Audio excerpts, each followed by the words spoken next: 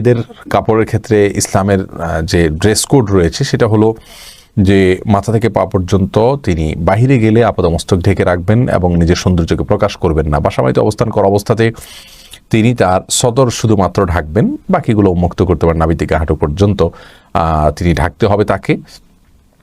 আর সাধারণ যে পোশাক আছে আমাদের কাঁধ থেকে নিয়ে হাত পর্যন্ত, এইটুকু আপনি ঢেকে ঢুকে রাখবেন ছেলে মেয়ের সামনে, অন্যান্য মাহরাম শ্বশুর বা অন্যান্যদের সামনে। বাকি মাথা, চুল, এই অংশগুলো তারা দেখতে পারবেন, অর্থাৎ তাদের সামনে উন্মুক্ত রাখলে সেটি গুনাহের কারণ হবে না। খুব বেশি টাইট ফিট কাপড় চোপড় পরে বাহির হওয়া জায়েজ নাই, পাতলা কাপড় চোপড় পরে বাহির হওয়া জায়েজ নাই। এরপরে জুলিয়া ফেরদাউস সঞ্জু আপনি জানতে চেয়েছেন কাজা রোজা রাখলে কি বেশি সওয়াব? কাজা রোজা রাখলে সওয়াব বেশি নাকি নফল রোজা রাখলে বেশি সওয়াব বেশি, হয়তো আপনি এটি জানতে চেয়েছেন। অবশ্যই নফল রোজা না রেখে কাজা রোজা রাখবেন। আর যদি কাজা রোজা পরে রাখার মতো স্কোপ থাকে, নফল রোজার সময়টা চলে যাবে এখন না রাখলে, তাহলে সেক্ষেত্রে সেই নফল রোজা রেখে তারপর কাজা রোজা রাখতে পারেন, কোনো অসুবিধা নেই।